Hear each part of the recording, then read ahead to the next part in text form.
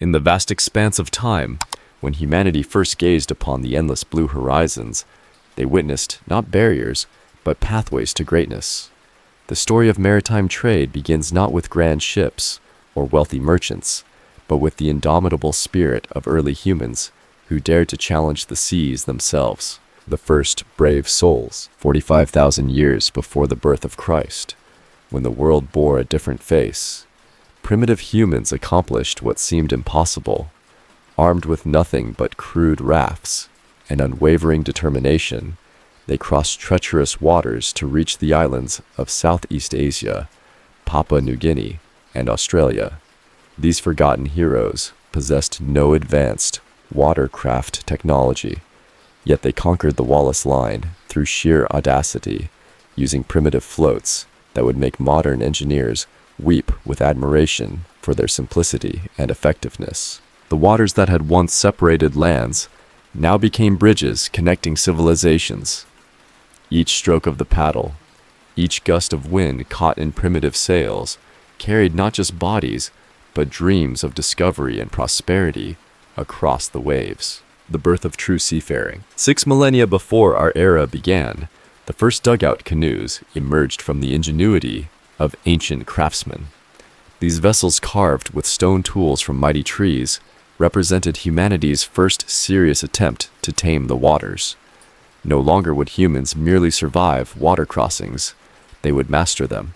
In the Fertile Crescents of Mesopotamia during the 5th millennium before Christ, artists immortalized the earliest known depiction of sailing vessels. These shallow water boats, crafted from bundled reeds, danced across the Persian Gulf like graceful water birds. The Ubaid people had achieved something revolutionary. They had learned to harness the wind itself as their servant. But it was the Austronesian people who truly revolutionized maritime civilization. Around 3000 BC, these maritime masters embarked from Taiwan on an epic journey that would reshape the Pacific. Their expansion represented the greatest seafaring achievement of the ancient world, reaching island Southeast Asia, Micronesia, Polynesia, Island, Melanesia, and even distant Madagascar. They did not merely travel, they conquered the ocean itself. Technological marvels of the ancient seas, the Austronesians gifted humanity with innovations that would echo through millennia. Around 1500 BC, they developed the revolutionary fore and aft crab claw sail, evolving from earlier V-shaped square sails.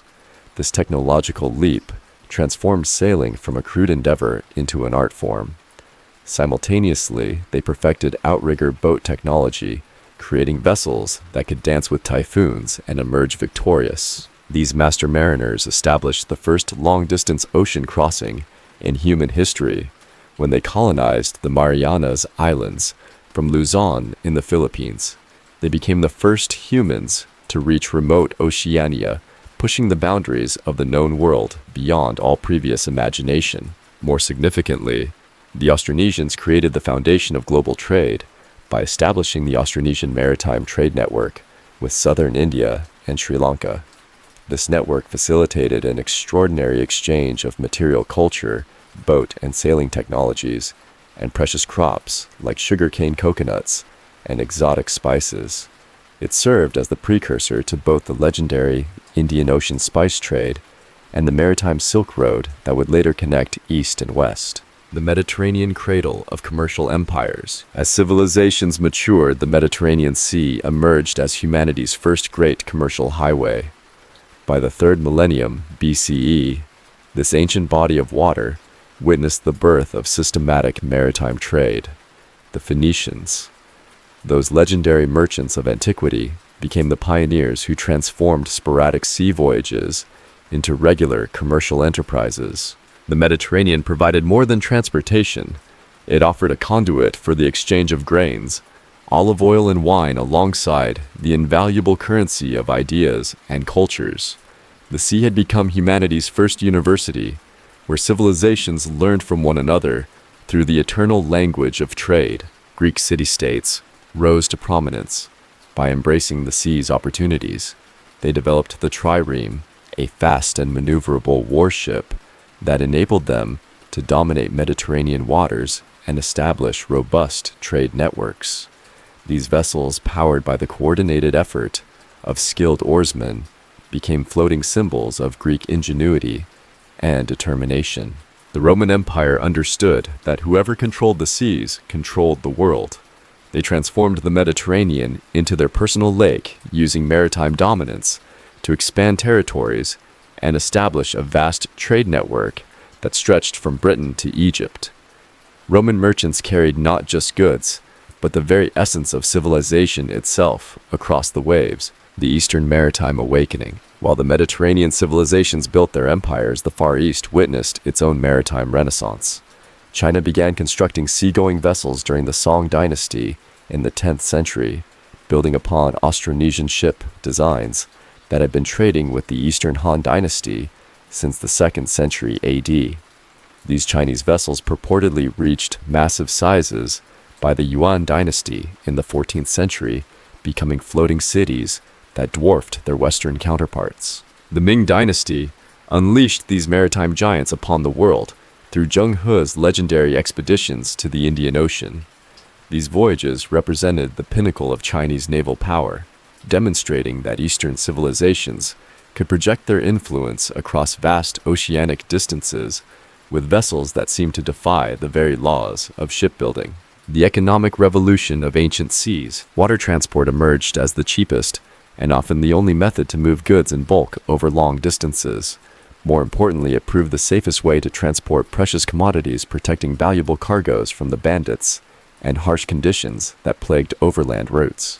The establishment of long trade routes created popular trading ports, known as entrepôt cosmopolitan centers, where cultures merged and fortunes were made.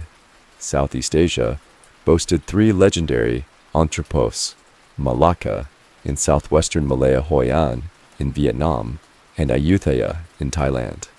These supercenters for trade became ethnically diverse, melting pots serving as midpoints for voyages rather than mere destinations. The entrepôts helped link coastal cities to what historians would later term the hemispheric trade nexus. The increase in sea trade initiated unprecedented cultural exchange among traders from distant lands. Between 1400 and 1600, China's population doubled from 75 million to 150 million as a result of imported goods, marking what scholars celebrate as the Age of Commerce. Navigation. The art of finding fortune. Ancient mariners developed increasingly sophisticated methods to navigate the trackless seas. The mariner's astrolabe became the chief tool of celestial navigation in early modern maritime history.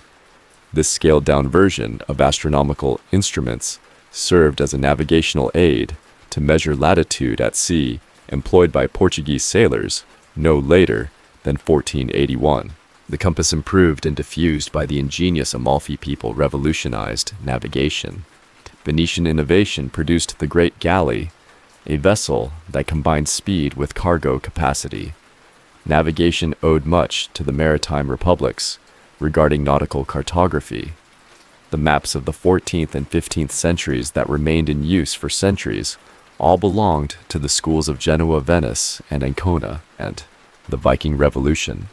Northern seas conquered. From the fjords of Scandinavia emerged a people whose very name would strike both terror and admiration across the known world. The Vikings transformed themselves from coastal raiders into master merchants, establishing trade routes that stretched from Greenland to Constantinople.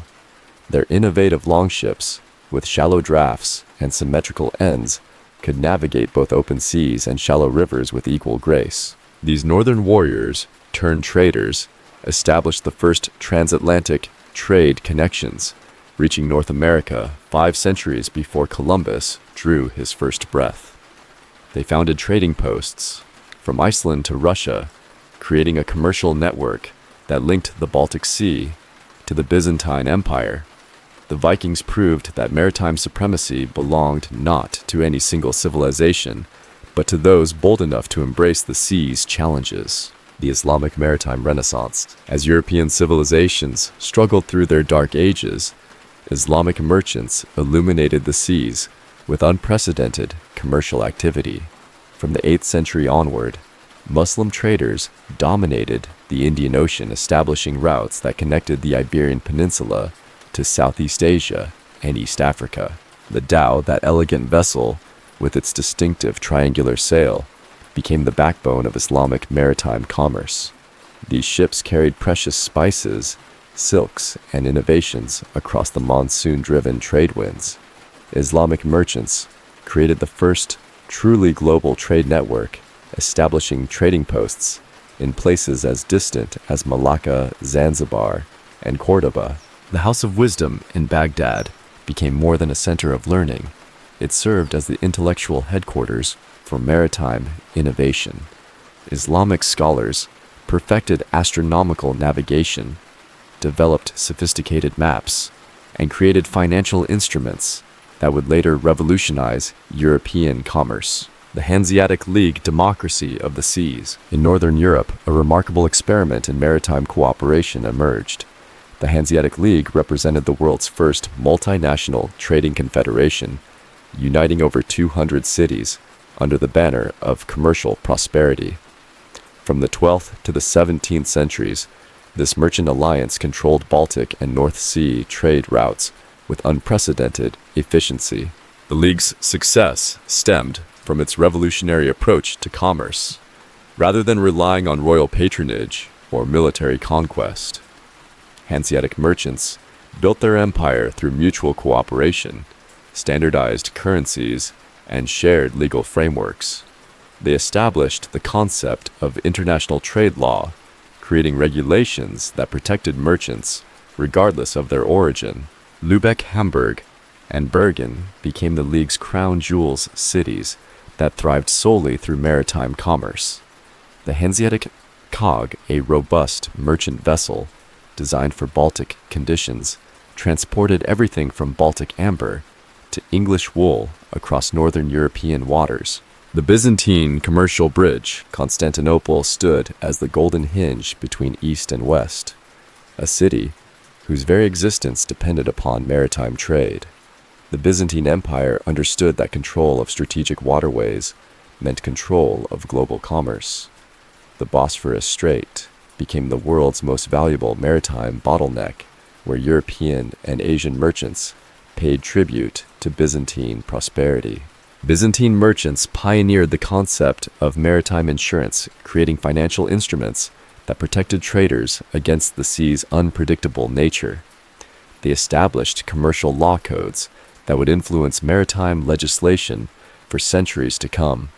The Solitas Byzantium's gold currency became the international standard for high-value transactions across the Mediterranean and beyond. The Age of Maritime Innovation, the period between 1000 and 1400 CE, witnessed unprecedented technological advancement in maritime affairs. The development of the magnetic compass revolutionized navigation, allowing sailors to maintain course even during cloudy weather. The astrolabe perfected by Islamic scholars enabled mariners to determine their latitude with remarkable precision. Shipbuilding evolved from craft to science. The cog gave way to more sophisticated designs. The carrack and caravel emerged as the ultimate expressions of medieval maritime engineering. These vessels combined cargo capacity with seaworthiness, enabling longer voyages and larger profits. The windmill and tidal mills increased coastal productivity, while improved harbor construction techniques created safer havens for increasingly valuable ships. Medieval engineers developed lock systems that allowed navigation up rivers previously considered impassable, opening interior regions to maritime commerce. The spice routes liquid gold across the seas. No commodity captured medieval imagination like spices. These aromatic treasures from the East transformed European cuisine and emptied European treasuries. The spice trade created the world's first truly global economy, linking Indonesian nutmeg plantations to London dinner tables through a complex network of maritime routes. Venice emerged as Europe's spice capital, its merchants becoming fabulously wealthy by controlling Mediterranean access to Asian luxury goods. The Venetian arsenal, became the world's first mass-production shipyard, capable of constructing a complete galley in a single day. Venetian merchants didn't merely trade, they created the infrastructure that made global commerce possible. Genoa challenged Venetian supremacy through innovative financial practices. Genoese bankers invented modern credit systems, enabling merchants to finance voyages without risking their entire fortunes. They established the first maritime insurance companies, spreading the risks of sea trade across multiple investors. The monsoon economy. In the Indian Ocean, merchant communities learned to dance with the monsoon winds, timing their voyages to harness these seasonal patterns.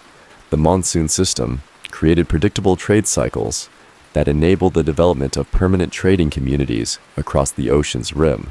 Arab, Persian, Indian, and Chinese merchants established integrated commercial networks that operated with clockwork precision. During the Southwest, monsoon traders sailed from India to Southeast Asia and China. When the winds reversed, they returned laden with precious goods. This rhythm became the heartbeat of Asian commerce. The Indian Ocean Trade Network demonstrated remarkable religious and cultural tolerance. Hindu, Muslim, Buddhist, and Christian merchants cooperated seamlessly, proving that commercial interest could transcend religious differences. Trading communities like the Tamil merchants of South India and the Persian traders of Hormuz created permanent settlements across the ocean, establishing the world's first truly multicultural commercial society. The northern routes. Furs and amber. While southern seas carried spices and silks, northern waters transported equally valuable commodities. The Baltic amber trade created Europe's first luxury market, with amber jewelry adorning nobility from Scotland to Sicily. Russian furs found markets in Constantinople and Cordoba, carried by traders who braved Arctic seas and savage winters. The Volga River became a highway connecting Scandinavia to the Caspian Sea and beyond. Viking merchants established permanent trading posts along this route, creating a commercial artery that transported northern European goods to the heart of Asia. This northern trade route proved that maritime commerce could adapt to any environment, from tropical spice islands to frozen Arctic shores. The foundation of global commerce. By 1400, maritime trade had created the infrastructure for global civilization. Trade routes connected every continent except Antarctica, carrying not just goods, but ideas, technologies, and cultural practices. The sea had become humanity's first global internet, transmitting information and innovation at speeds that would not be matched until the telegraph era. Maritime trade created the world's first international communities where merchants spoke multiple languages and understood diverse customs. These cosmopolitan traders became the pioneers of globalization, proving that human cooperation could transcend national boundaries when motivated by mutual profit. The stage was set for the next great chapter in maritime history. European powers were gathering strength, preparing to transform regional trade networks into global empires. The age of exploration beckoned, promising to expand maritime commerce beyond all previous limits. The Portuguese pioneer spirit. In the early 15th century, a small kingdom on Europe's western edge dared to challenge the established order of global commerce. Portugal, blessed with an Atlantic coastline and cursed with limited land resources, turned its gaze toward the vast unknown waters that had terrified mariners for millennia. Under the visionary leadership of Prince Henry, the Navigator, Portuguese explorers transformed maritime trade from a regional enterprise into a global conquest. The Portuguese Revolution began not with grand proclamations, but with methodical progress along Africa's treacherous coast. Each voyage pushed further south. Each expedition gathered invaluable knowledge about winds, currents, and navigation. The development of the caravel, a revolutionary ship design that could sail closer to the wind than any previous vessel, gave Portuguese explorers the technological edge they needed to round the feared Cape of Good Hope. Vasco da Gama, the sea route to Spice Empire. In 1498, Vasco da Gama, accomplished what medieval merchants had only dreamed of: a direct sea route to the spice markets of India. His epic voyage around Africa shattered the monopoly that Venice and Islamic merchants had maintained for centuries over the lucrative spice trade. When da Gama's ships returned to Lisbon, laden with pepper, cinnamon, and nutmeg purchased directly from Indian producers, they announced the dawn of a new era in global commerce. The economic implications proved staggering. Spices that had passed through dozens of middlemen now traveled directly from Asian plantations to European markets. Portuguese merchants could sell pepper in Lisbon for a fraction of the Venetian price, while still earning profits that dwarfed traditional European trade. The age of monopolistic trading had begun, with Portugal seizing control of the sea lanes that connected east and west. Portuguese factories, fortified trading posts, sprouted along the Indian Ocean rim like pearls on a string. Goa became the capital of Portuguese Asia. Malacca controlled the crucial strait between the Indian Ocean and South China Sea, and Macau provided access to Chinese markets. This network of strategic bases enabled Portugal to dominate Asian maritime trade for over a century. Columbus and the accidental Americas. While Portugal pushed eastward around Africa, Spanish ambition drove westward across the Atlantic. Christopher Columbus, that visionary Genoese navigator in Spanish service, sought a western route to Asian spices, but instead discovered something far more valuable: the Americas.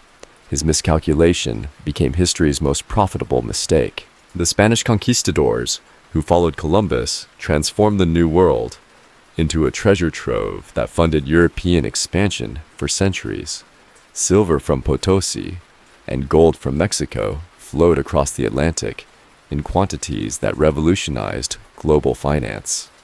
The Spanish galleon fleets, carrying American precious metals to Seville, became the lifeline of European commerce, enabling Spain to purchase Asian luxuries and fund continental wars simultaneously. The Trans-Pacific trade route connecting Acapulco to Manila became Spain's Pacific Empire, carrying American silver to Chinese markets in exchange for silk porcelain and spices.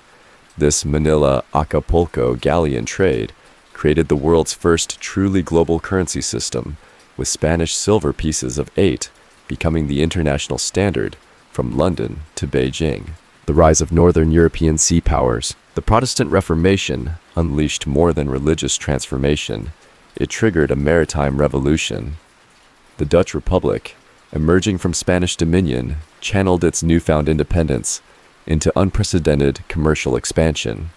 Dutch merchants possessed something their Catholic competitors lacked: a capitalist mentality freed from medieval restrictions on usury and profit.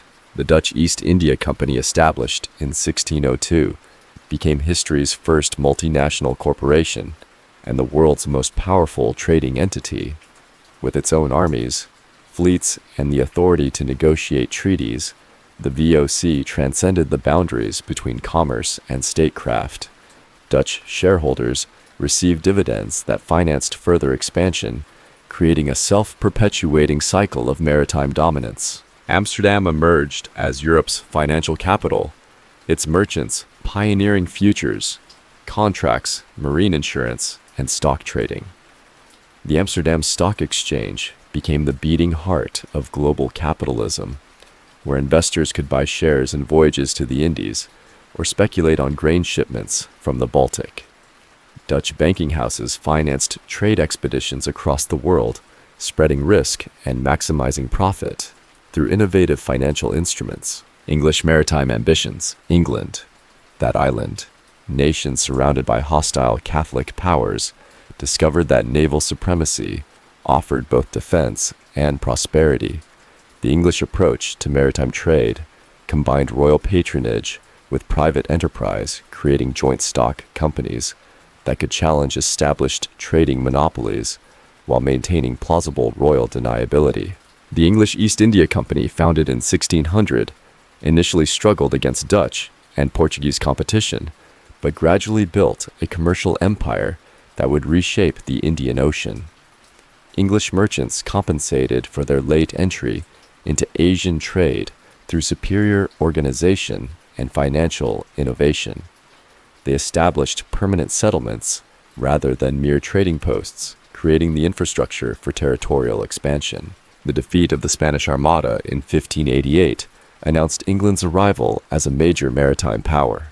English privateers like Francis Drake had already demonstrated that Spanish treasure fleets were vulnerable to determined attack, but the Armada's destruction proved that England could defend its maritime interests against the world's greatest naval power.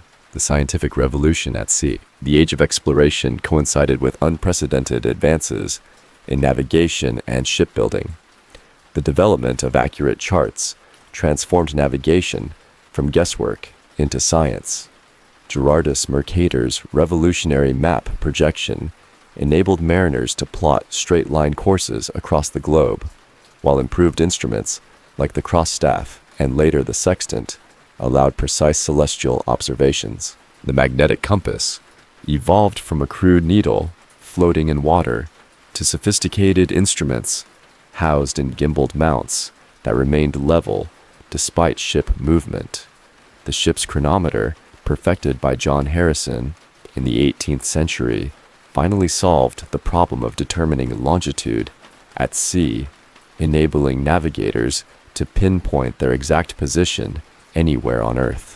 Shipbuilding underwent radical transformation as European yards competed to create vessels capable of global voyages. The galleon emerged as the ultimate expression of 16th century naval architecture, combining cargo capacity with defensive capability. These floating fortresses could transport valuable cargoes while defending themselves against pirates and rival nations.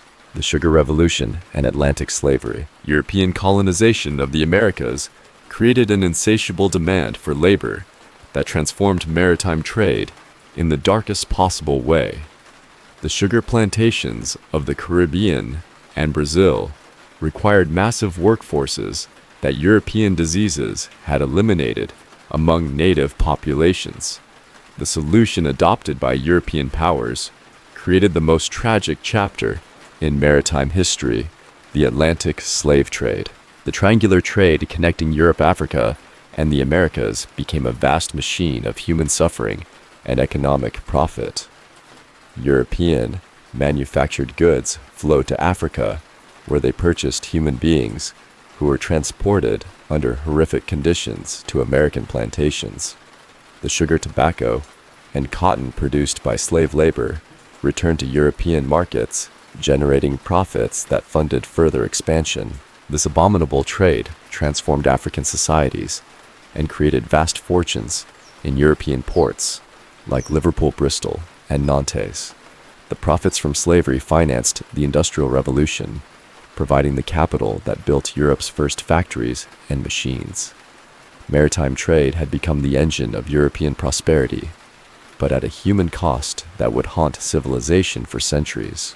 The transformation of global consumption. European maritime expansion fundamentally altered global consumption patterns.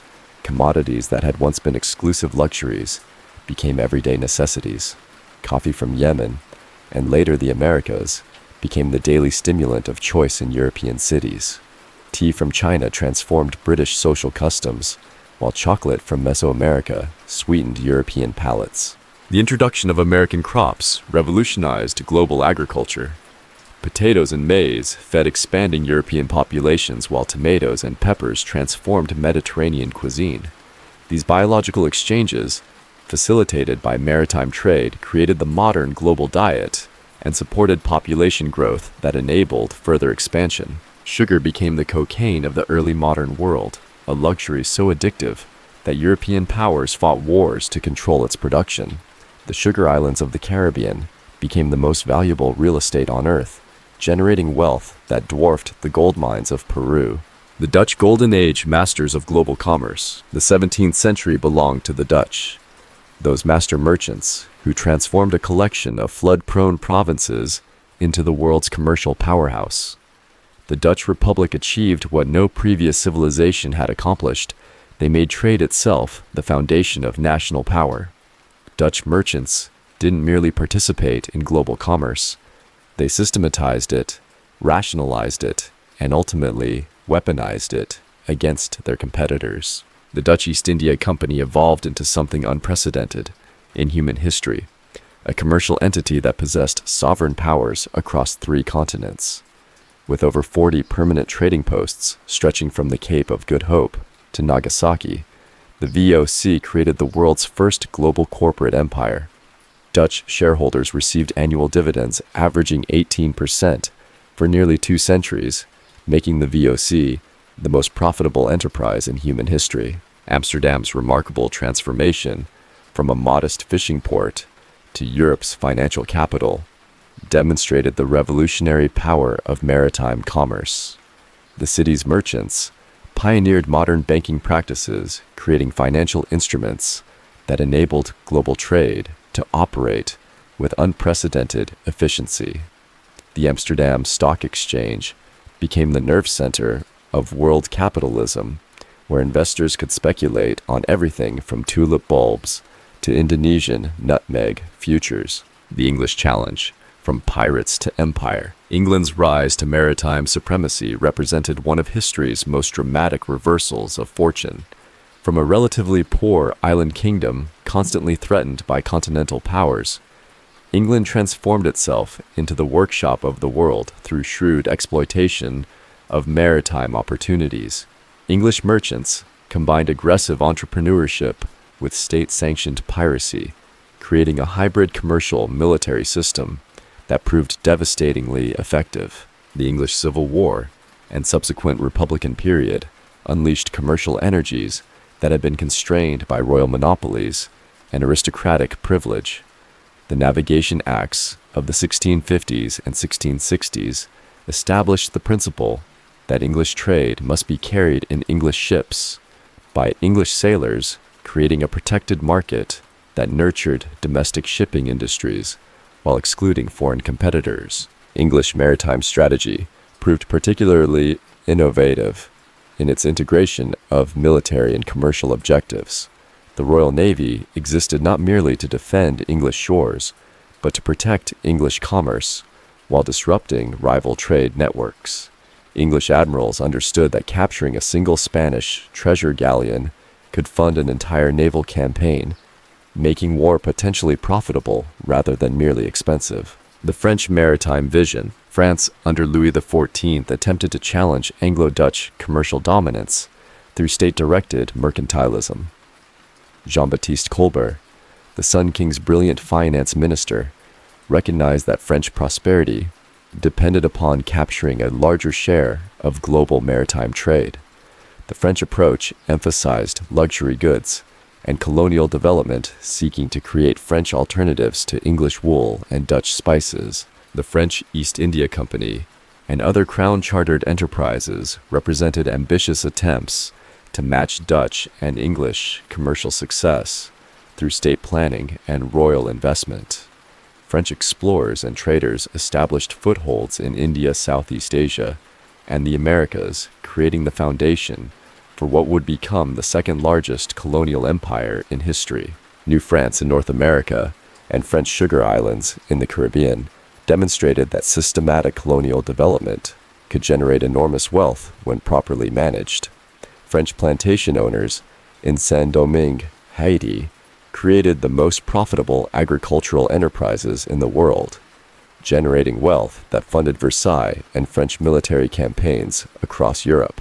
The Spanish colonial system, silver and souls. Spain's approach to maritime empire differed fundamentally from its northern European competitors. Rather than establishing trading posts and commercial networks, Spanish conquistadors conquered entire civilizations and imposed direct administrative control over vast territories. The Spanish colonial system prioritized precious metal extraction and religious conversion over commercial development. The annual treasure fleets sailing from Veracruz and Portobello to Seville became the lifeline of Spanish power, carrying silver that financed European wars and purchased Asian luxuries. Spanish pieces of 8 became the world's first global currency accepted, from London to Manila, from Stockholm to Canton. The sheer quantity of American silver flowing into global markets, revolutionized international finance, and enabled the expansion of trade networks across every continent. The Manila Galleon trade created the Pacific's first commercial highway, connecting American silver mines to Chinese silk workshops through trans-Pacific voyages that demonstrated Spanish maritime capabilities. These annual voyages carried up to 2 million silver pesos westward, while returning with Chinese porcelain silk and spices worth fortunes in American markets. The Portuguese Estado da Índia, the first global empire. Portugal's Estado da Índia represented humanity's first attempt to create a truly global maritime empire. From their headquarters in Goa, Portuguese, viceroys governed a network of fortresses, trading posts, and allied kingdoms, stretching from Mozambique to Macau. This systema demonstrated that determined European powers could project military and commercial influence across intercontinental distances. Portuguese strategy emphasized control of strategic choke points rather than territorial conquest. By dominating the Cape of Good Hope, the Red Sea entrance, the Strait of Hormuz, and the Malacca Strait, Portugal could tax and regulate trade between Europe and Asia while maintaining relatively modest military commitments. This approach proved remarkably cost-effective for over a century. The Portuguese missionaries, who accompanied merchants, created cultural bridges that facilitated commercial relationships with Asian societies. Jesuit scholars in China and Franciscan friars in Japan developed linguistic and cultural expertise that proved invaluable for trade negotiations. Portuguese became the lingua franca of Asian maritime commerce, spoken in ports from Goa to Nagasaki. Technological revolution in shipbuilding. The demands of global maritime trade drove unprecedented innovation in ship design and construction. The evolution from medieval cogs to early modern galleons represented one of humanity's greatest technological leaps, enabling vessels to carry larger cargoes across greater distances with improved safety and speed. The development of standardized ship designs and construction techniques transformed shipbuilding from artisanal craft to industrial production. Venetian arsenal techniques spread throughout Europe, enabling yards in Amsterdam, London, and Seville to construct vessels with interchangeable parts and standardized specifications. This industrial approach to shipbuilding supported the massive expansion of global merchant fleets. Navigation instruments evolved rapidly to meet the demands of transoceanic voyages. The development of accurate marine chronometers, improved compass systems, and scientific chart making transformed navigation from an art to a science. Captains could now determine their position with precision, reducing voyage times and cargo losses, while opening previously unknown routes. The financial revolution. Maritime trade created the need for sophisticated financial instruments that could transfer value across continents and manage the enormous risks associated with global commerce. The development of marine insurance, international banking, and standardized currencies revolutionized how business operated across vast distances. The Amsterdam and London financial markets pioneered futures contracts that enabled merchants to hedge against price fluctuations in commodity markets. Investors could purchase contracts for sugar delivery 6 months in advance, or sell shares in voyages that wouldn't return for 2 years. These financial innovations democratized maritime investment while spreading risks across broader investor bases. The establishment of the national banks and standardized currencies facilitated international trade by providing reliable mediums of exchange. The Bank of England, founded in 1694, became the financial foundation of English maritime expansion, providing the credit that enabled merchants to finance global ventures while maintaining domestic liquidity. The cultural transformation of Europe. Maritime trade fundamentally altered European society by introducing exotic goods, new ideas, and unprecedented wealth. The consumption of coffee, tea, chocolate, and sugar became daily rituals that connected ordinary Europeans to global trading networks. Middle-class families could afford Chinese porcelain, Indian cotton, and American tobacco luxuries that had once been restricted to royal courts. Thus, the influx of global wealth created new social classes and altered traditional hierarchies.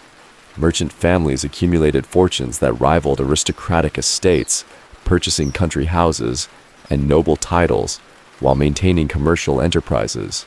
Cities like Amsterdam, London, and Bordeaux became cosmopolitan centers where European traditions mixed with global influences.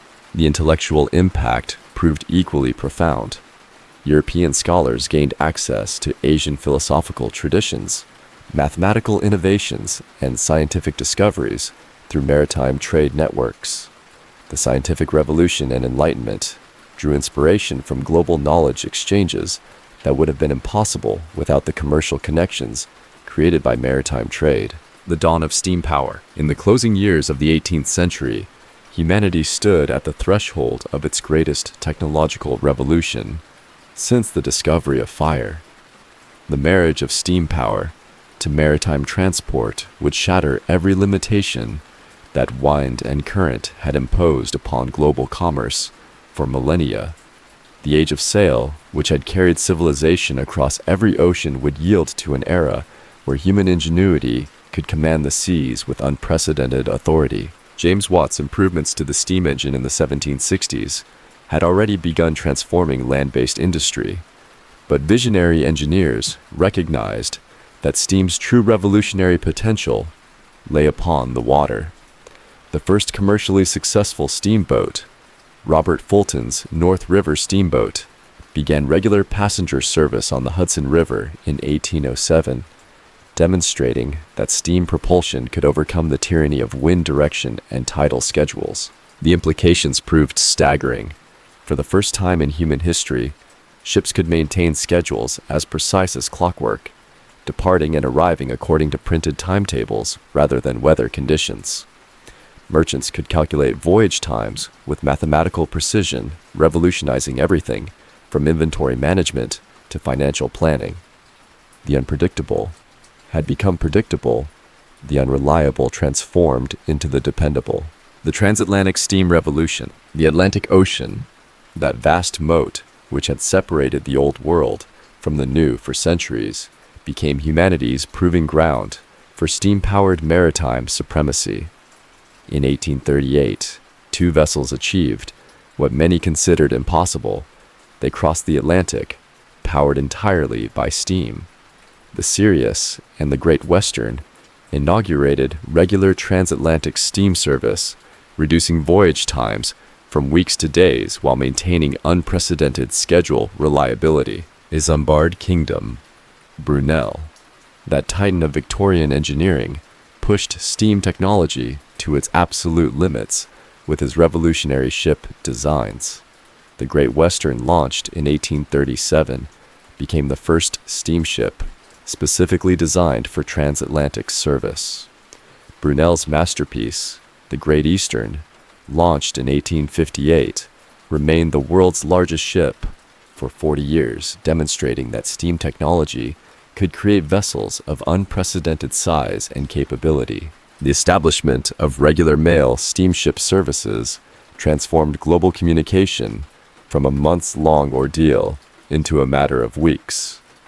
The Cunard Line, founded in 1840, created the first reliable transatlantic passenger and mail service, connecting Liverpool to Boston with mathematical precision. Business correspondents could now cross the Atlantic on predictable schedules, enabling international commerce to operate with efficiency previously unimaginable. The opening of global trade routes. Steam propulsion liberated maritime commerce from the constraints of seasonal winds and monsoon patterns that had governed sailing ship routes for millennia. Steamships could traverse the Mediterranean year-round, navigate rivers against strong currents, and maintain schedules regardless of weather conditions.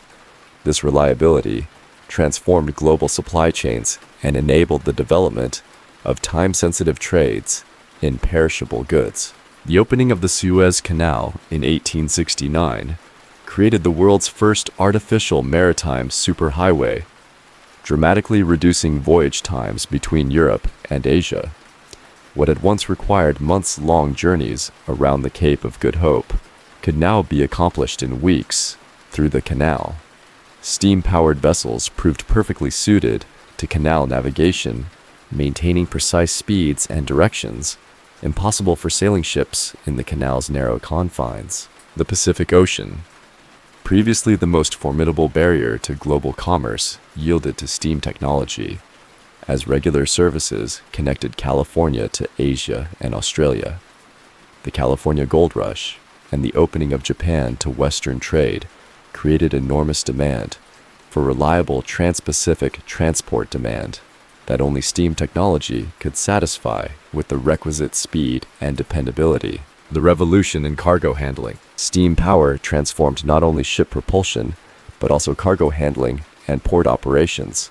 Steam-powered cranes, winches, and conveyor systems revolutionized loading and unloading procedures, reducing port times from days to hours.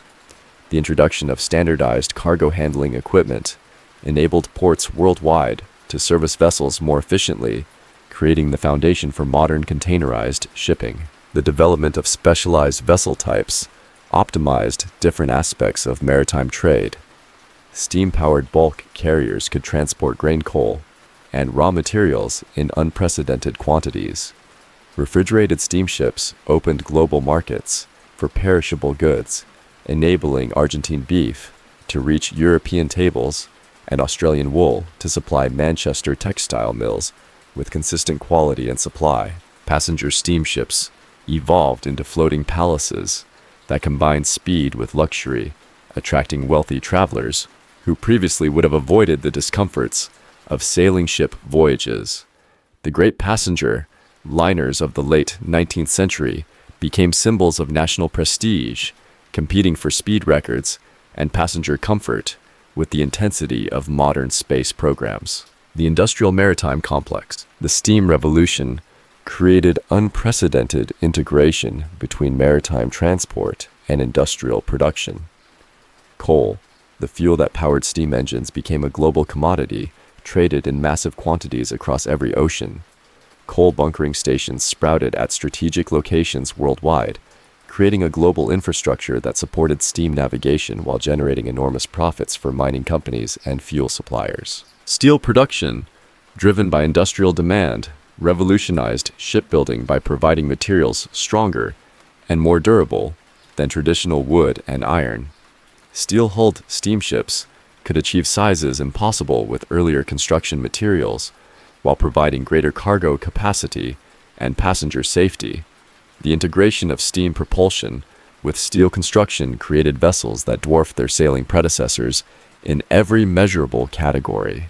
The telegraph, invented simultaneously with practical steam navigation, created instantaneous global communication that perfectly complemented steam shipping's schedule reliability. Merchants could coordinate shipments, track vessels, and respond to market changes with unprecedented speed. The combination of steam transport and telegraph communication created the first truly modern global economy. Banking and finance revolution. The capital requirements of steam shipping ventures far exceeded traditional maritime investments, creating demand for new financial instruments and investment strategies. Joint stock companies raised unprecedented sums through public share offerings, democratizing maritime investment while spreading financial risks across thousands of individual investors. Marine insurance evolved to accommodate steam technology's unique risks and benefits. While steam engines introduced new mechanical hazards, their schedule reliability and weather independence actually reduced overall voyage risks. Insurance companies developed sophisticated actuarial models that enabled them to offer competitive rates while maintaining profitability across global operations. International banking. Houses established global networks that facilitated the complex financial transactions required by steam-powered international trade. Letters of credit, foreign exchange services, and international money transfers became routine banking operations, supporting the expansion of global commerce while generating enormous profits for financial institutions. The transformation of global labor. Steamshipping created entirely new categories of maritime employment while transforming traditional seafaring occupations. Engineers, stokers, and mechanics joined traditional sailors and navigators aboard steam vessels, creating integrated crews that combined traditional seamanship with industrial skills. Maritime academies worldwide adapted their curricula to train officers capable of commanding increasingly complex mechanical systems. The reliability of steam schedules enabled the development of immigrant transport services that moved millions of people across oceans with unprecedented safety and efficiency. Steam-powered passenger services made global migration economically feasible for working-class families, creating the massive population movements that would reshape continents throughout the 19th and early 20th centuries. Port cities experienced dramatic growth as steamshipping concentrated cargo handling at locations with coal supplies and mechanical facilities. Cities like Liverpool, Hamburg, and New York evolved into major industrial centers, their economies driven by the integration of maritime transport with manufacturing and financial services. The geopolitical implications. Steam technology fundamentally altered the strategic balance of maritime power by creating new categories of naval capabilities. Steam warships could maneuver independently of wind conditions, maintain formation during battle, and pursue sailing vessels with devastating effectiveness. Naval supremacy began shifting toward nations with industrial capacity to build and maintain steam fleets, rather than traditional maritime powers dependent upon wind-powered vessels. The establishment of global coal bunkering networks created new forms of imperial control and dependency. Nations controlling strategic coaling stations could effectively control global steam navigation, leading to intense competition for islands and coastal territories that provided access to coal supplies and maintenance facilities. The speed and reliability of steam communication enabled more centralized control of global empires while facilitating rapid military deployment across intercontinental distances. Colonial administrations could receive instructions and dispatch reports with regularity impossible during the sailing era, fundamentally altering the relationship between imperial centers and colonial peripheries. The Age of Iron Giants. As the 19th century progressed into its final decades, the marriage of steam power and steel construction gave birth to maritime leviathans that dwarfed every vessel that had come before. These iron giants, powered by increasingly sophisticated engines and constructed with precision that would have astounded medieval shipwrights, transformed the oceans into highways of unprecedented efficiency and capacity. The compound steam engine, perfected in the 1860s, doubled fuel efficiency while dramatically increasing power output. Ships could now carry more cargo and fewer tons of coal, maximizing profitable capacity while extending operational range.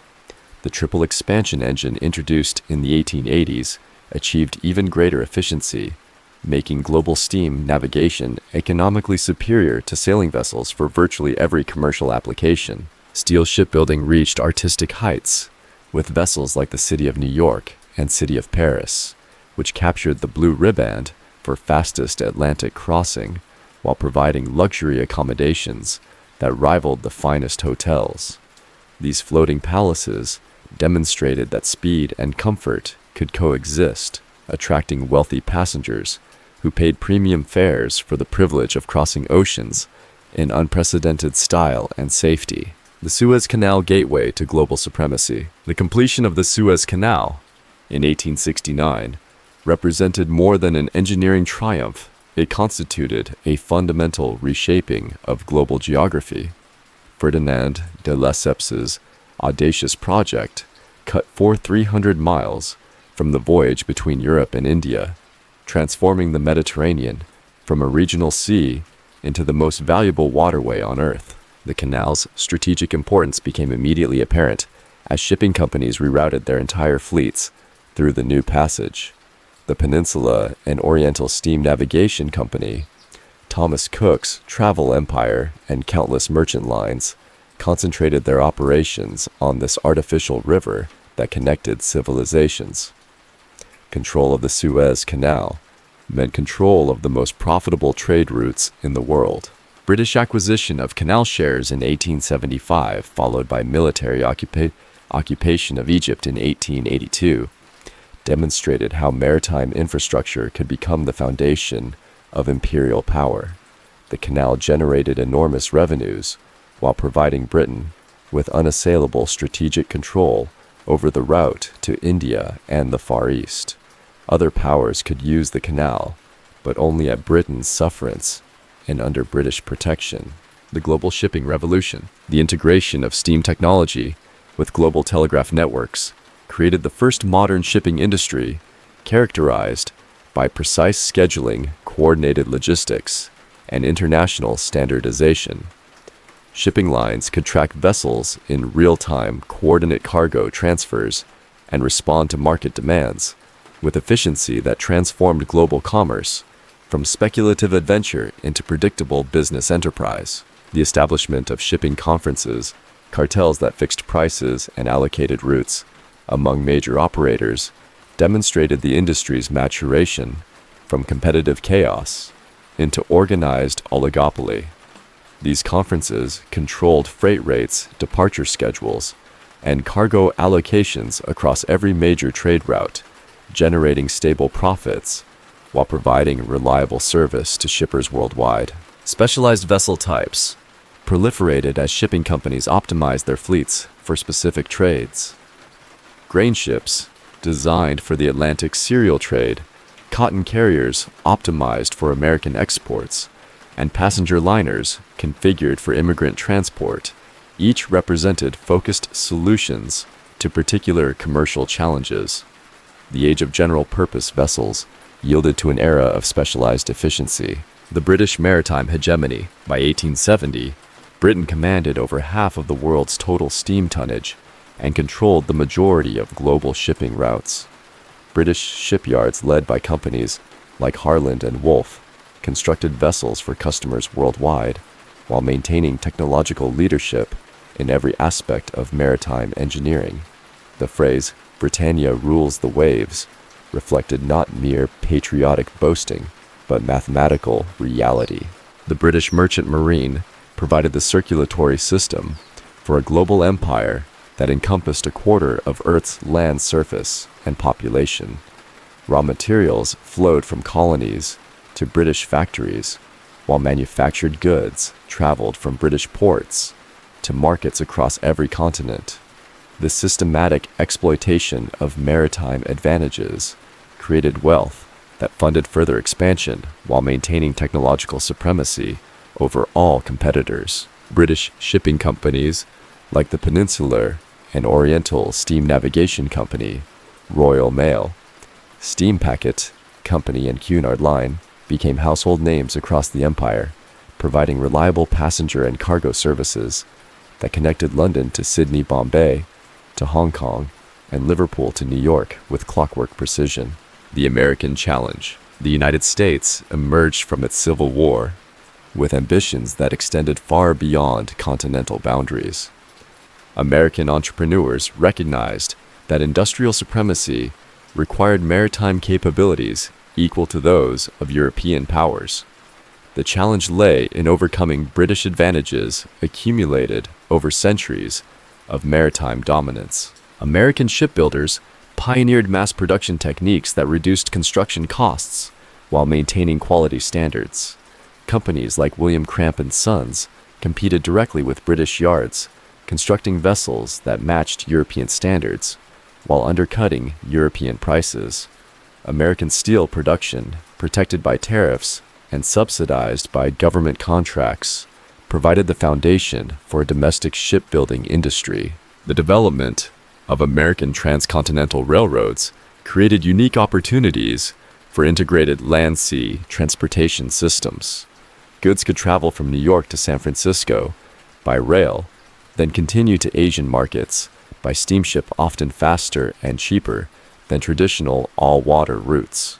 This integration of rail and steamship transportation demonstrated American innovation in logistics and supply chain management. The German industrial challenge. Germany's rapid industrialization following unification in 1871 created a formidable competitor for maritime supremacy.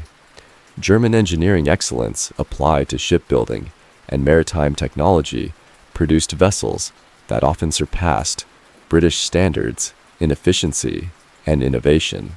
The Hamburg America Line and Norddeutscher Lloyd became serious competitors to British shipping monopolies. German chemical industries, the world's most advanced, provided superior materials for ship construction and maintenance. German steel, produced with the latest Bessemer and open hearth technologies, offered strength and durability that enabled construction of larger, faster vessels. German precision manufacturing created engines and equipment that set new standards for reliability and efficiency. The German approach to maritime commerce emphasized systematic efficiency over traditional methods. German shipping companies pioneered scientific management techniques, standardized procedures, and integrated operations that maximized productivity while minimizing waste. This industrial approach to maritime business challenged traditional British practices and demonstrated alternative models for commercial success. The opening of Asia. The forcible opening of Japan in 1854 and China's submission to Western demands created enormous new markets for maritime commerce while generating intense competition among Western powers for Asian trade advantages. The establishment of treaty ports, extraterritorial rights, and unequal trade agreements provided Western merchants with unprecedented access to Asian markets previously closed to foreign commerce. The completion of the first transcontinental railroad in 1869 and the opening of the Suez Canal in the same year created competing routes for Asian trade, with American transcontinental shipment competing against European canal routes. This competition drove down shipping costs while improving service quality, benefiting Asian and Western merchants alike. The development of regular steamship services connecting Asian ports to Western markets transformed commodities like tea silk and rice into global products available in Western cities year-round.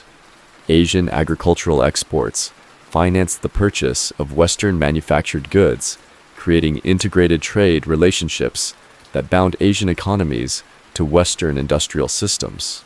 The technology of global connection. The submarine telegraph cable represented the final technological breakthrough that completed the integration of global maritime commerce with instantaneous communication. The successful laying of the first permanent transatlantic cable in 1866 enabled merchants in London to communicate with New York in minutes rather than weeks, revolutionizing international business practices. Global cable networks, following shipping routes and connecting every major port, created the world's first international communication system. Commodity prices, shipping schedules, and market conditions could be transmitted instantly across continents, enabling coordinated business decisions and synchronized market operations on a planetary scale. The integration of telegraph communication with steam shipping schedules created unprecedented logistical capabilities.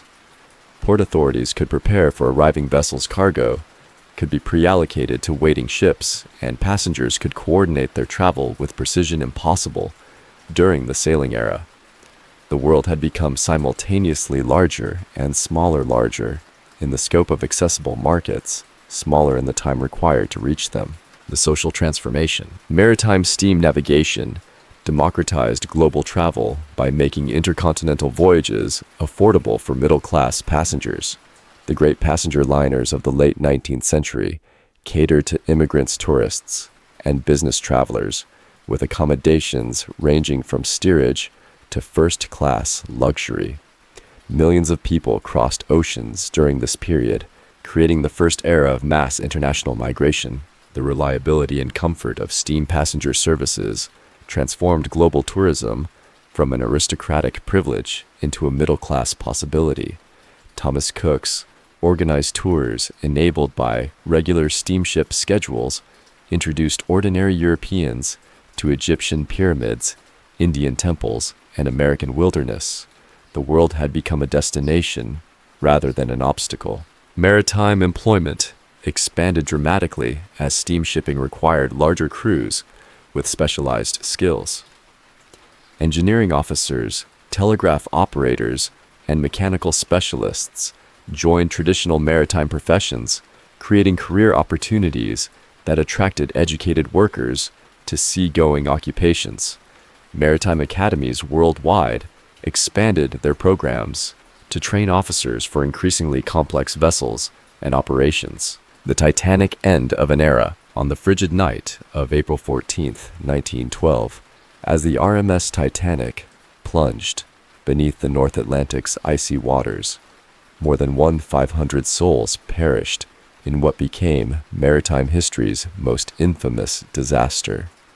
Yet the Titanic's destruction symbolized something far greater than individual tragedy. It marked the end of humanity's naive faith in technology's invincibility and the beginning of a more cautious, systematically regulated approach to maritime commerce. The Titanic represented the pinnacle of Edwardian maritime achievement, the largest moving object ever created by human hands, a floating city that embodied the era's boundless confidence in progress and technology. When she sank on her maiden voyage, the disaster shattered more than steel bulkheads. It demolished the illusion that human engineering could conquer every natural force. The international response proved swift and comprehensive. The Safety of Life at Sea, SOLAS Convention of 1914, established the first global maritime safety standards, mandating sufficient lifeboats, 24-hour radio watch, and ice patrol services. These regulations transformed maritime operations from gentlemen's agreements into legally binding international law, creating the foundation for modern shipping safety standards. The Great War. Maritime commerce under fire. The outbreak of World War I in 1914 transformed the world's oceans from highways of commerce into battlefields of unprecedented savagery. German U-boats prowled beneath the waves like steel sharks sinking merchant vessels with ruthless efficiency that threatened to strangle Britain's maritime lifelines. The war demonstrated that modern naval technology could disrupt global trade networks with devastating effectiveness. The sinking of the Lusitania in 1915 proved that civilian vessels offered no sanctuary from military violence. When 198 passengers and crew perished, including 128 Americans, the incident demonstrated how maritime commerce had become inseparable from international politics and military strategy. The ocean had ceased to be a neutral highway for peaceful trade. Convoy systems emerged as the solution to submarine warfare, with merchant vessels traveling in groups, protected by naval escorts.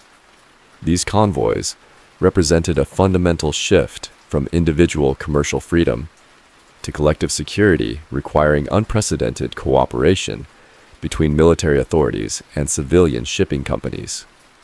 The efficiency of commerce yielded to the necessities of survival.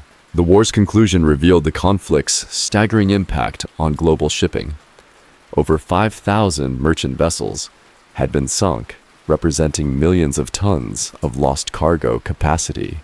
Traditional trade routes lay disrupted, established commercial relationships had been severed, and the global maritime industry faced the massive task of reconstruction in a fundamentally altered world. The interwar innovation period, the 1920s and 1930s, witnessed remarkable technological advancement despite economic turbulence. Marine diesel engines, perfected during wartime, began replacing steam propulsion systems throughout the merchant fleet. Diesel power offered superior fuel efficiency, reduced crew requirements, and elimination of coal bunker infrastructure that had constrained steam navigation for decades. Shipbuilders pioneered welded construction techniques that replaced traditional riveting, creating stronger hulls with reduced weight and construction time. Electric welding enabled complex hull shapes impossible with riveted construction while providing superior watertight integrity. These innovations supported the construction of larger, more efficient vessels that could transport greater cargo volumes at lower unit costs. Radio communication evolved from experimental curiosity to essential navigation tool. Ships could maintain constant contact with shore stations, receive weather updates, and coordinate with other vessels throughout their voyages. The installation of radio direction-finding equipment enabled vessels to navigate during poor visibility conditions that would have trapped sailing ships in port. The rise of specialized shipping. The interwar period witnessed the emergence of highly specialized vessel types designed for specific cargo categories. Tankers evolved from crude converted general cargo ships into sophisticated vessels with segregated tanks, specialized pumping systems, and safety equipment designed for petroleum transport. The growing automobile industry created enormous demand for petroleum products that only dedicated tanker fleets could satisfy efficiently. Refrigerated cargo ships revolutionized global food distribution by enabling the transport of perishable goods across intercontinental distances. Argentine beef, Australian mutton, and New Zealand dairy products reached European markets in prime condition, thanks to mechanical refrigeration systems that maintained precise temperature control throughout extended voyages. Passenger liner services reached unprecedented levels of luxury and speed as shipping companies competed for premium travelers. The Normandy Queen, Mary, and other superliners combined hotel-level accommodations with record-breaking Atlantic crossing times, demonstrating that maritime transport could compete with emerging aviation for high-value passenger traffic. The Second World War. Total maritime warfare. World War II transformed maritime commerce into the decisive battleground that would determine the conflict's outcome. The Battle of the Atlantic became a 3-year struggle for control of the shipping lanes that connected North America to Britain and the Soviet Union. German U-boats operating in coordinated wolf packs sank over 3,500 Allied merchant vessels in an attempt to starve Britain into submission. Allied shipbuilding programs achieved industrial production levels unprecedented in maritime history. American shipyards, led by Henry Kaiser's revolutionary construction methods, built over 200 to 700 Liberty ships using standardized designs and mass production techniques. These vessels, constructed in an average of 42 days, demonstrated that maritime infrastructure could be manufactured like automobiles when national survival demanded maximum efficiency. The development of radar sonar and electronic navigation systems during wartime created technologies that would revolutionize post-war commercial shipping.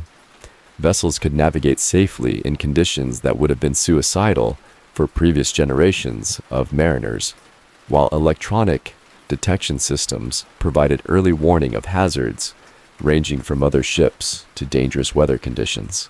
Wartime convoy operations proved that centralized routing and scheduling could achieve efficiency levels impossible through individual vessel operations. The lessons learned from military logistics would later inspire the container shipping revolution that transformed post-war maritime commerce. The Liberty Ship legacy. The Liberty Ship program represented more than wartime expedience. It demonstrated the potential for standardized, mass-produced vessels that could be constructed rapidly and operated efficiently by minimally trained crews. These simple, robust vessels proved that sophisticated engineering was less important than systematic production and reliable operation. Standardization extended beyond hull design to encompass engines, equipment, and operational procedures. Liberty ships could be serviced at any Allied port using identical spare parts and standard maintenance procedures. This interchangeability reduced operational costs while improving reliability lessons that would prove invaluable for post-war commercial shipping development. The economic impact proved staggering. Liberty ships cost approximately $2 million each to construct compared to $4 to $6 million for conventional vessels of similar capacity. This cost reduction demonstrated that systematic engineering and production methods could dramatically reduce maritime transportation costs while maintaining operational effectiveness. Technological revolution in navigation. The war accelerated development of electronic navigation systems that would transform post-war commercial shipping. Radar enabled vessels to navigate safely in fog, darkness, and heavy weather conditions that had previously confined ships to port. Sonar systems provided underwater obstacle detection that dramatically improved navigation safety in shallow waters and congested harbors.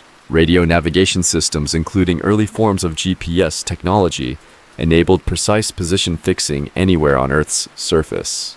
Vessels could determine their exact location within minutes rather than the hours required for traditional celestial navigation, improving schedule reliability while reducing navigation errors that caused groundings and collisions. Electronic communication systems connected vessels with global networks that provided weather forecasts, routing advice, and cargo coordination services.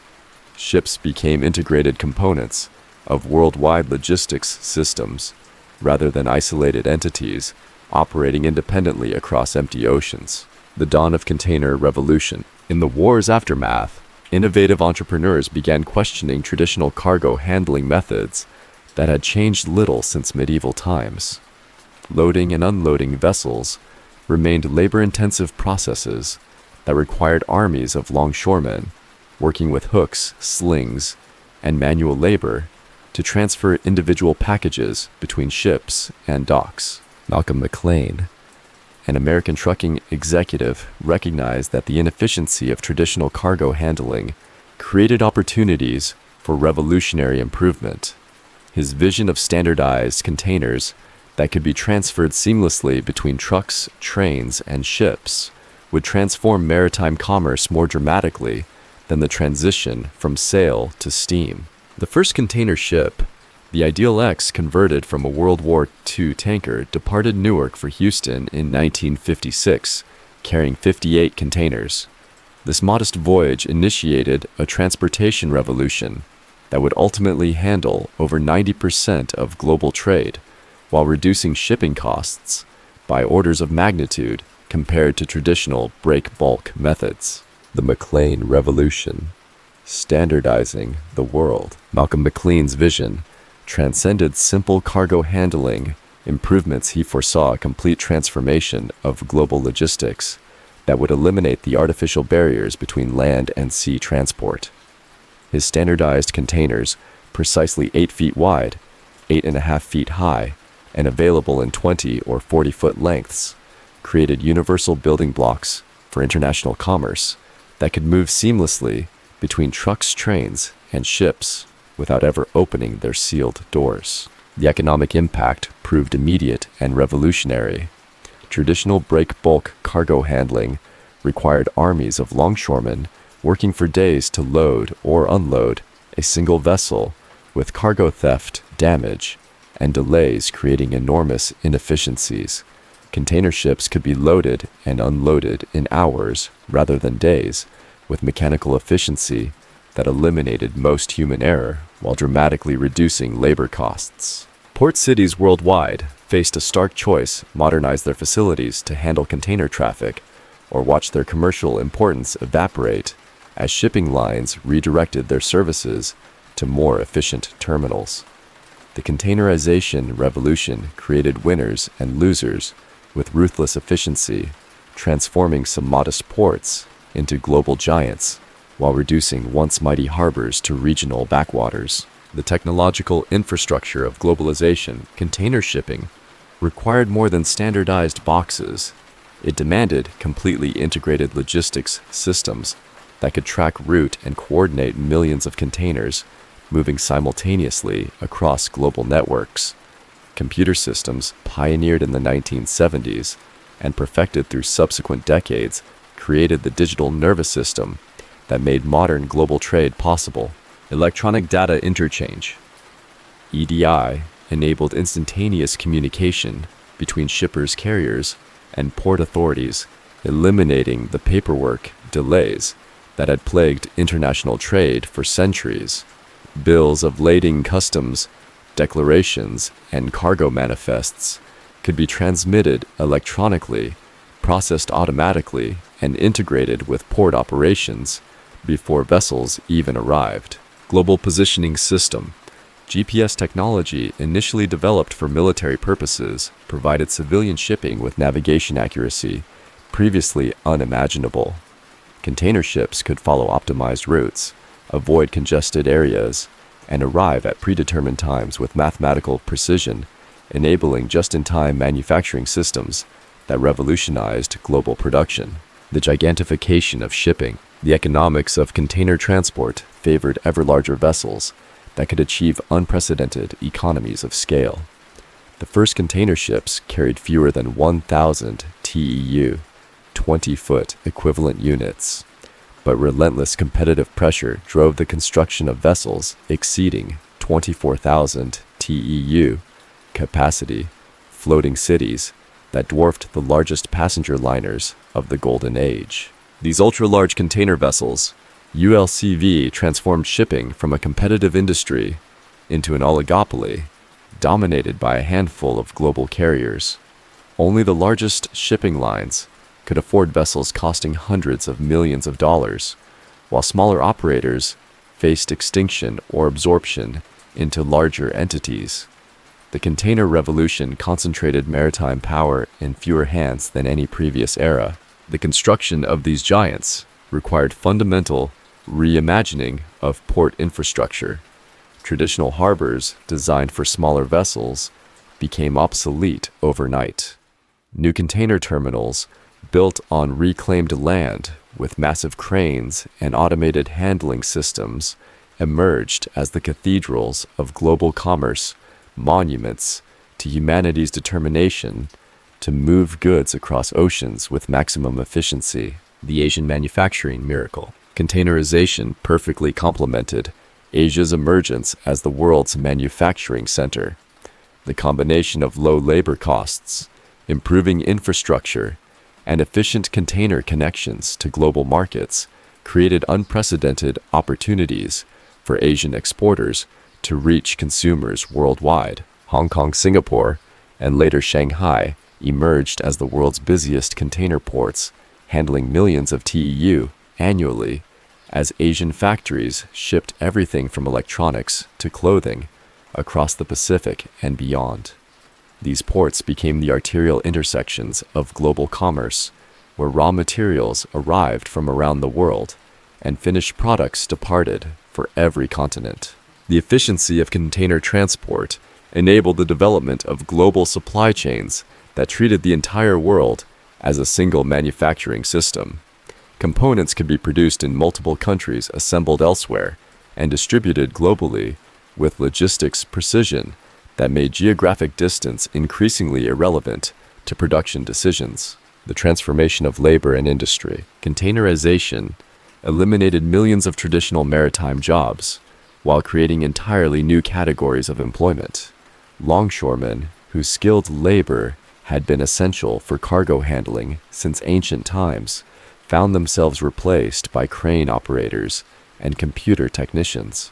The Romantic era of maritime labor, celebrated in countless songs and stories, yielded to the mechanical efficiency of automated systems. Port cities underwent fundamental transformation as containerization concentrated cargo handling at specialized terminals located away from traditional urban centers. Historic waterfront districts, once bustling with maritime commerce, were abandoned by commercial shipping and subsequently redeveloped for residential and recreational use. The speed and efficiency of container transport enabled manufacturers to treat global markets as extensions of their domestic operations. Companies could source materials from the lowest cost suppliers worldwide, manufacture products in the most efficient locations, and distribute finished goods to consumers anywhere on Earth with supply chain precision previously unimaginable. Environmental consequences of maritime gigantification. The massive scale of modern container shipping created environmental challenges that dwarfed all previous maritime impacts. Ultra-large container vessels, powered by enormous diesel engines, burning the cheapest and dirtiest fuel available, became floating environmental disasters that generated more pollution than entire cities. Ballast water, essential for vessel stability, transported invasive species across oceans with devastating ecological consequences.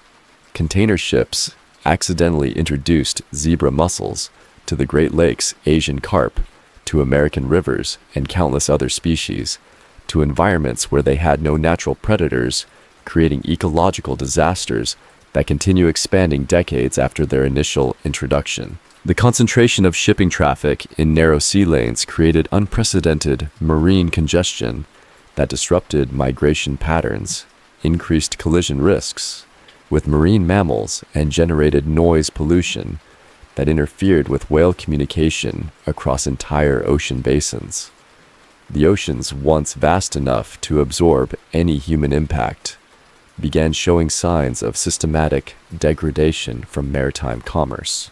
The digital revolution in maritime operations. Computer technology transformed ship operations from intuitive seamanship into scientific precision. Electronic chart systems replaced paper navigation, providing real-time updates about hazards, weather conditions, and traffic patterns.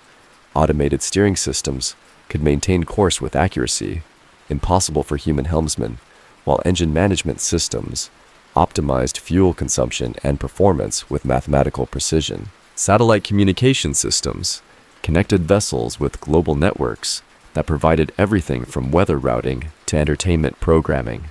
Ships' officers could communicate with headquarters, receive updated cargo instructions, and access technical support from anywhere on Earth, eliminating the isolation that had characterized seafaring for millennia. The integration of shipping operations with global logistics networks enabled unprecedented coordination between maritime transport and land-based distribution systems. Container arrivals could be synchronized with truck and rail schedules, warehouse capacity, and retail demand with precision that minimized inventory costs while maximizing service reliability. The rise of flag states and regulatory arbitrage. The globalization of shipping created opportunities for regulatory arbitrage that fundamentally altered the relationship between vessels and the nations under whose flags they operated. Ship owners discovered they could register vessels in countries with minimal safety requirements, lower tax rates, and relaxed labor standards while continuing to operate in international waters. Panama, Liberia, and other flag of convenience states emerged as the nominal homes for the majority of the world's merchant fleet, despite having minimal domestic shipping industries. These arrangements enabled ship owners to minimize regulatory compliance costs while maintaining access to global markets, creating a race to the bottom in maritime safety and environmental standards. The International Maritime Organization, IMO, attempted to maintain global safety standards through international conventions, but enforcement remained problematic when vessels could easily change flags to avoid unwelcome regulations. Maritime governance became a complex web of international law, flag state authority, and port state control that often failed to prevent substandard vessels from operating in international trade.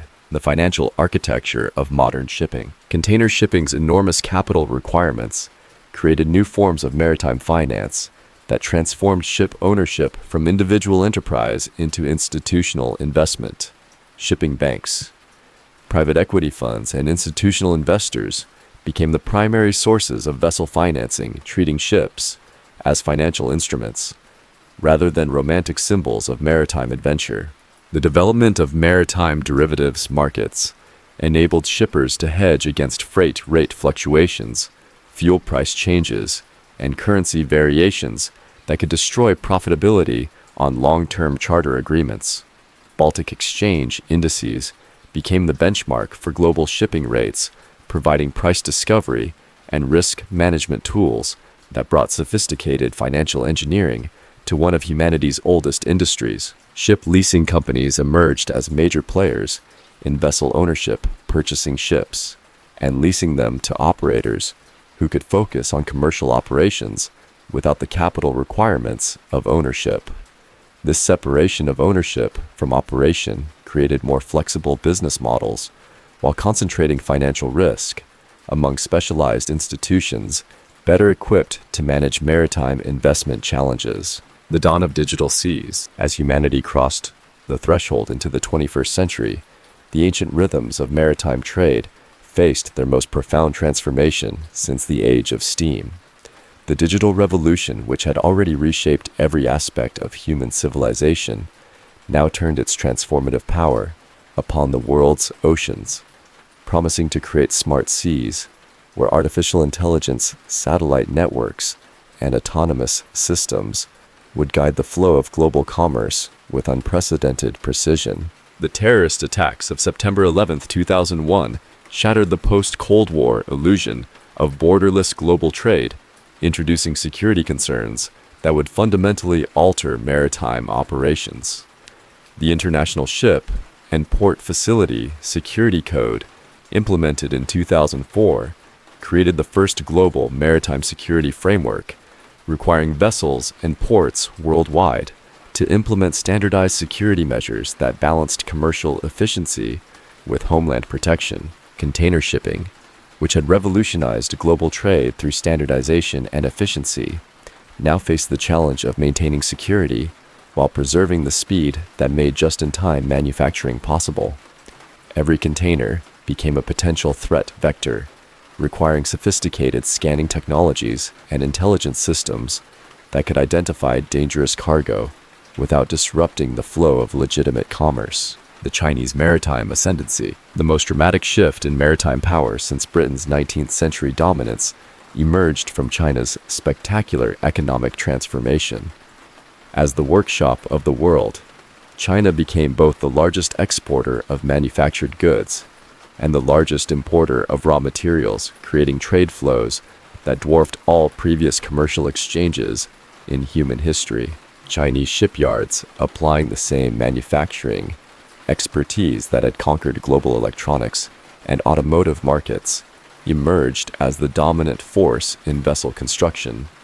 Companies like China State Shipbuilding Corporation began delivering container ships, bulk carriers, and tankers with quality and pricing that European and Japanese competitors could not match, fundamentally altering the global shipbuilding landscape. The Belt and Road Initiative, announced by President Xi Jinping in 2013, represented the most ambitious infrastructure project in human history, a 21st century revival of the ancient Silk Road that would connect Asia, Europe, and Africa through integrated land and maritime networks. Chinese investments in ports from Piraeus to Colombo created a new geography of global trade that challenged traditional Western dominance over maritime infrastructure. The automation revolution. The integration of artificial intelligence and robotic systems began transforming maritime operations with the same relentless efficiency that had revolutionized manufacturing. Automated cargo handling systems, pioneered in ports like Rotterdam and Hamburg, demonstrated that container terminals could operate with minimal human intervention while achieving unprecedented productivity levels. Autonomous vessels, no longer confined to science fiction, began testing in controlled environments as shipping companies recognized the potential for unmanned operations to reduce costs while improving safety. The Yara Birkeland, launched in 2021 as the world's first fully autonomous commercial vessel, represented the vanguard of a transformation that would eliminate human crews from routine maritime operations. Predictive maintenance systems, powered by machine learning algorithms, analyzing thousands of sensor inputs, enabled ships to anticipate equipment failures before they occurred. These systems could optimize maintenance schedules, predict fuel consumption, and route vessels through weather patterns with precision that human experience could never match. maximizing efficiency while minimizing operational risks.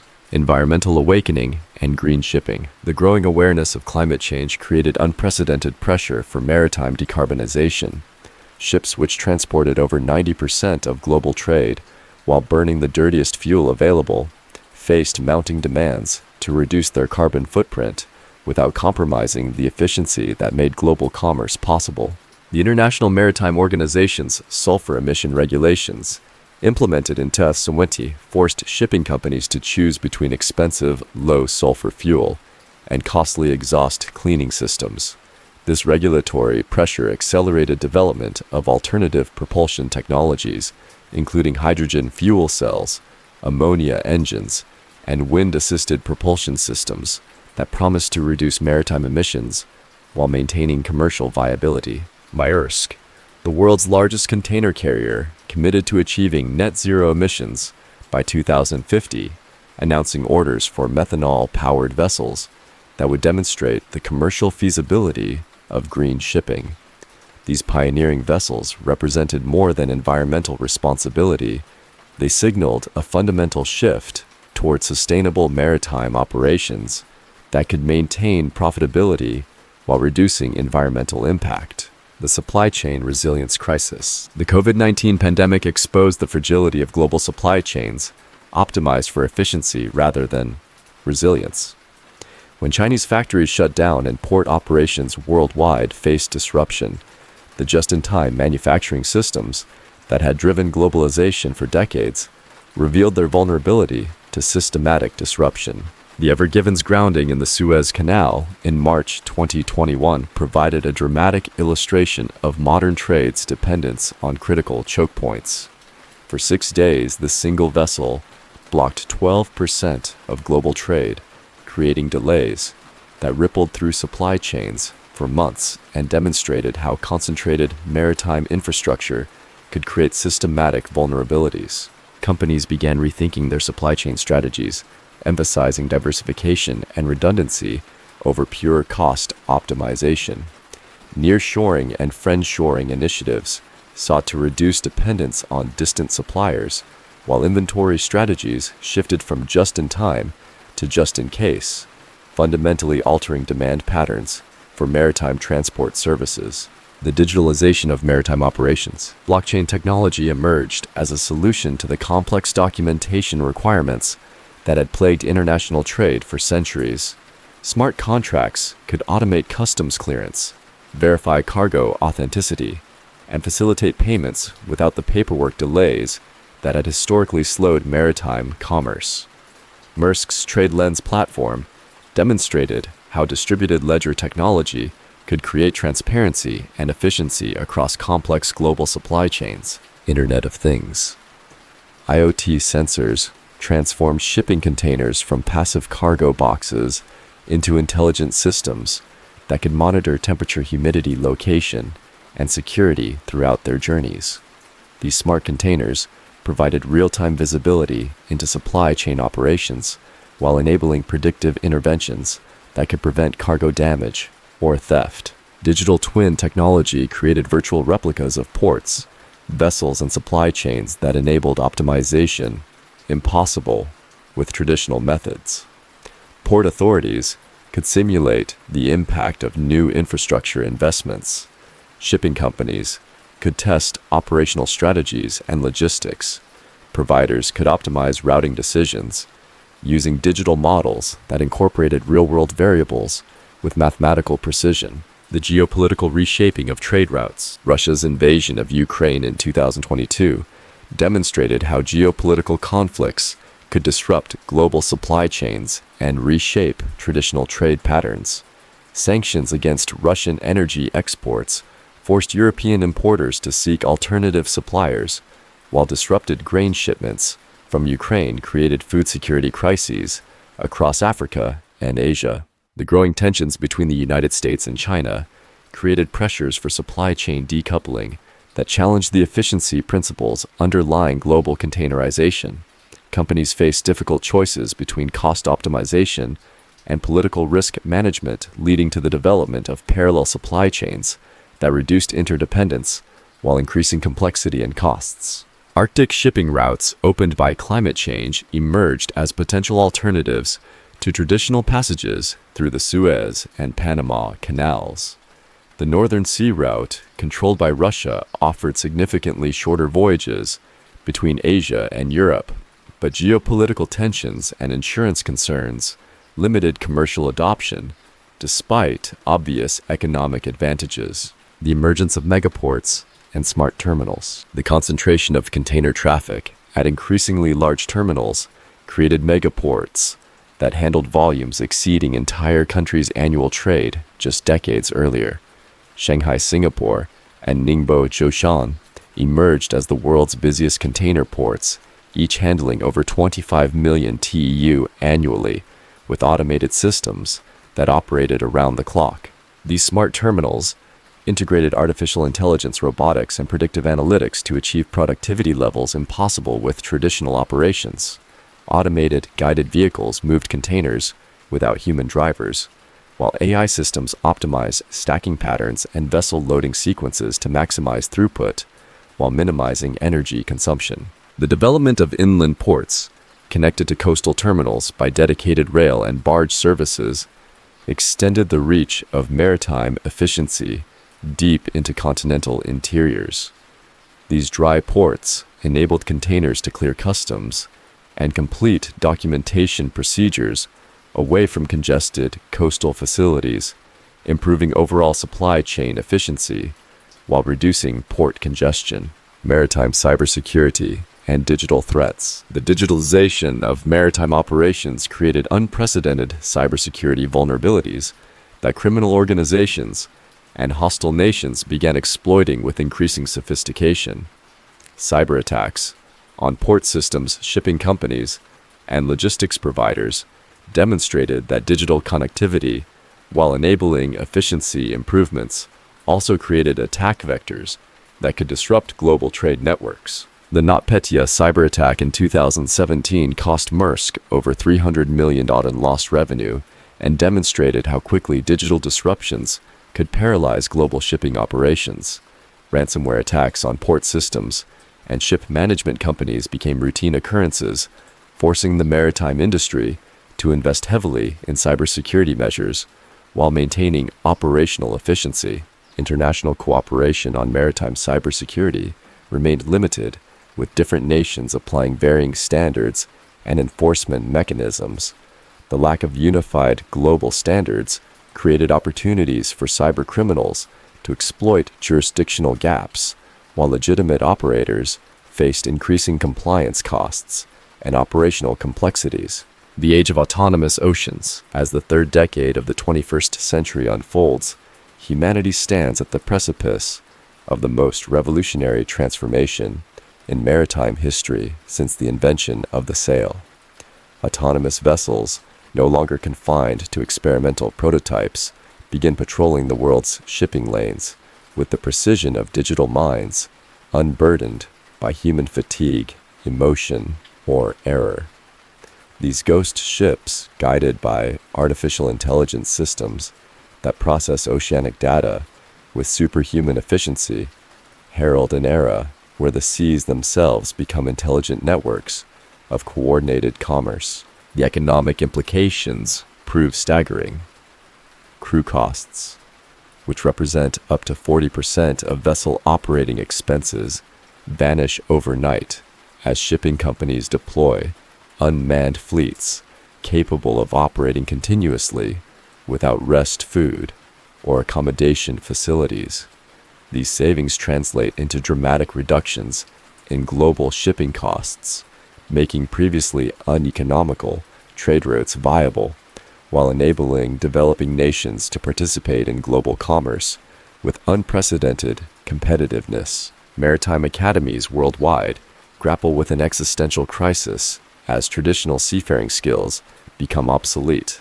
The romantic figure of the sea captain, master of both vessel and crew, yields to remote operations centers where technicians monitor dozens of autonomous vessels simultaneously from climate-controlled facilities thousands of miles from salt spray and storm winds.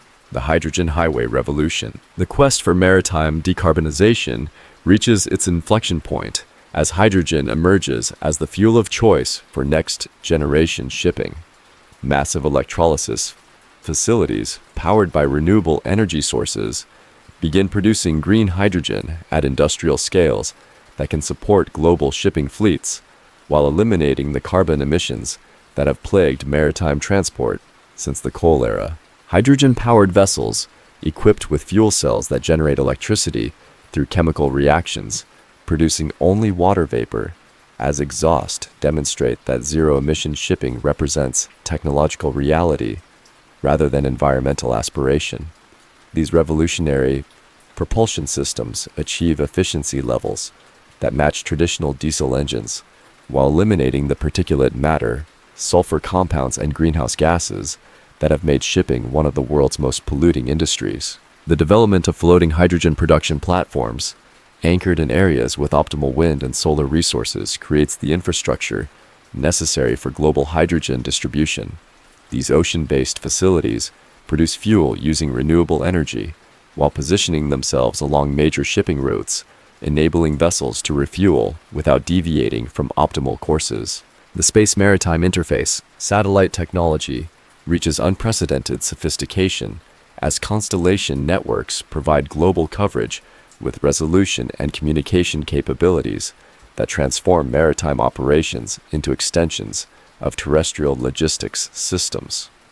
Real-time monitoring of every vessel container and cargo movement creates transparency levels that eliminate the information gaps that have historically plagued international trade. Advanced weather prediction systems, powered by machine learning algorithms, processing satellite data, atmospheric readings, and ocean current measurements, enable route optimization that reduces voyage times while avoiding severe weather conditions. Ships navigate through predicted weather patterns with precision that maximizes efficiency while minimizing environmental impact and cargo damage. Quantum communication satellites begin testing encrypted communication networks that provide instantaneous, hack-proof connections between vessels and shore facilities.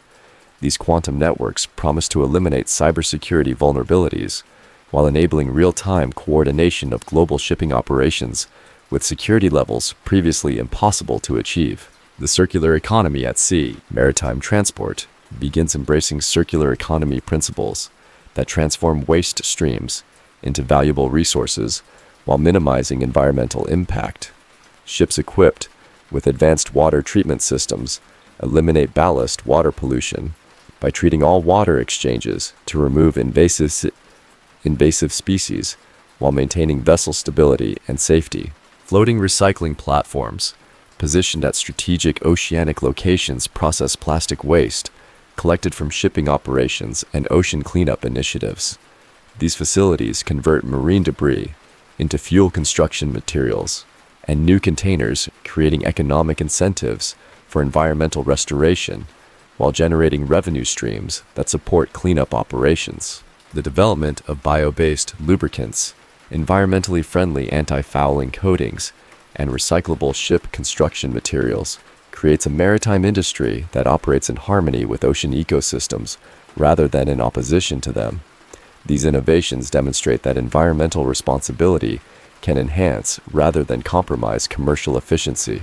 The reshoring renaissance. Growing concerns about supply chain resilience and environmental impact drive a fundamental reconsideration of globalization's benefits and costs.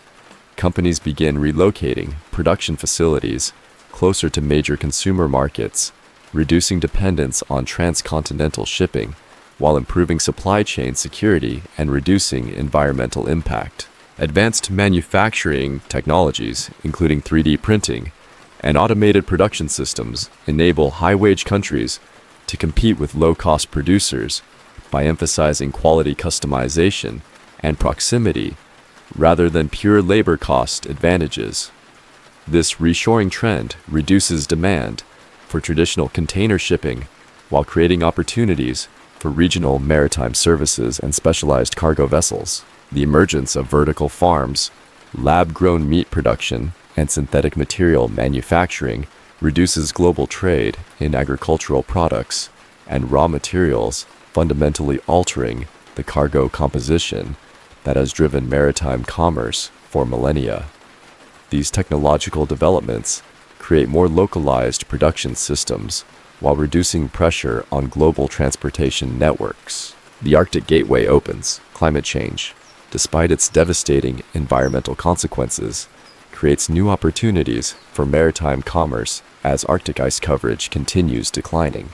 The Northern Sea Route becomes increasingly viable for year-round navigation, offering shipping times between Asia and Europe that are 40% shorter than traditional routes through the Suez Canal.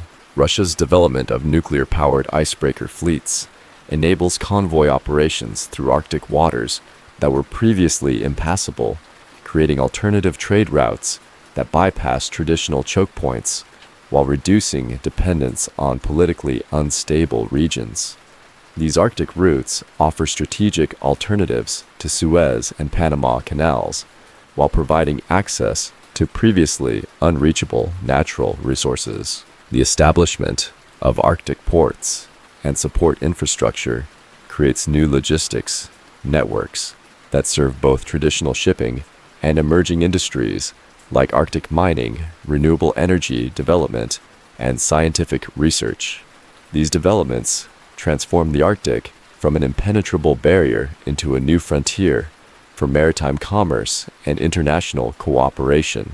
The final frontier: sustainability and resilience. Maritime civilization reaches maturity as the industry achieves carbon neutrality through the integration of renewable energy, alternative fuels, and operational efficiency improvements that demonstrate humanity's capacity to maintain global connectivity while respecting planetary boundaries. The oceans, which have served as humanity's highways for over 5 millennia, continue their eternal role while adapting to the demands of sustainable development. Advanced materials. Science creates vessels that are stronger, lighter, and more durable than any previous generation, while using recyclable components that minimize environmental impact throughout their life cycle.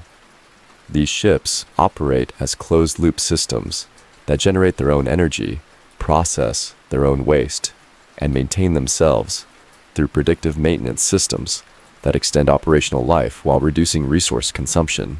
The eternal maritime legacy. As humanity ventures toward the stars, the lessons learned from maritime civilization provide the foundation for interplanetary commerce and exploration.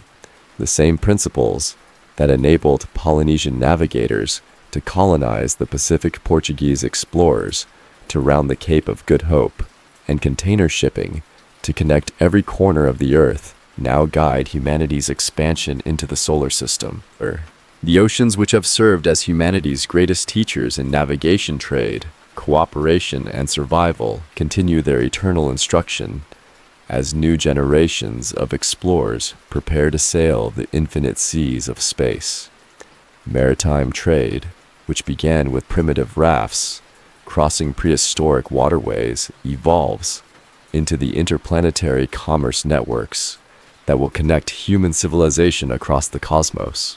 The story of maritime trade represents more than economic history. It chronicles humanity's greatest adventure, the conquest of distance, and the creation of global civilization through the mastery of Earth's waters. From the first dugout canoe to autonomous hydrogen vessels, from ancient Mesopotamian reed boats to quantum-connected spacecraft, the maritime legacy flows onward, like the eternal tides that have shaped human destiny since our species first gazed upon the ocean's horizon and dared to dream of distant shores. In the vast tapestry of human achievement, maritime trade stands as the golden thread that has woven together every continent, every culture, and every generation into the magnificent fabric of global civilization. The seas that once divided humanity now unite us, carrying forward the eternal promise that human ingenuity, courage, and cooperation can overcome any barrier and connect any distance in the endless pursuit of progress, prosperity, and peace.